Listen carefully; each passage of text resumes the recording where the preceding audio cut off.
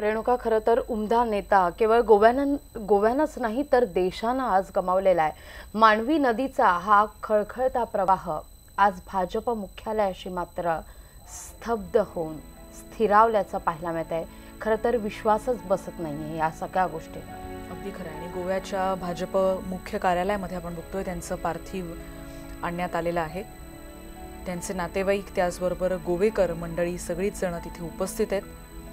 काही वेळानंतर कला अकादमीमध्ये देखील त्यांचं पार्थिव ठेवलं जाणार आहे, पण त्याआधीच अलोट गर्दी व्हायला अगदी सकाळपासूनच किंवा रात्रीपासूनच ही गर्दी सुरू झालेली असंच म्हणायला हवं। खरं तर पर्रिकर म्हणजे अफाट कार्य हे जणू समीकरणच रेणुका झालेलं होतं। कारण आपण जर पाहिलं तर उपचार घेऊन सुद्धा एम्स रुग्णालयात उपचार घेऊन सुद्धा थेट गोव्यात येऊन अर्थसंकल्प सादर करणारे पर्रिकर आपण सगळ्यांनी पाहिलेले आहेत। तर अगदी शेवटच्या क्षणापर्यंत स्पॉटवर जाऊन किती काम सुरू आहे याची पाहणी करणारे सुद्धा पर्रिकर उभ्या देशानं पाहिले। आणि अगदी काही वेळापूर्वी जसं आपल्या मान्यवर पाहुण्यांनी जसं आपल्याला सांगितलं की कामाचा अफाट आपण म्हणू शकतो की धडाका तर असायचाच, पण त्याच सोबत छोट्यातल्या छोट्या गोष्टीविषयी जाणून घेण्याचं देखील त्यांचं अभूतपूर्व असं कौशल्य होतं।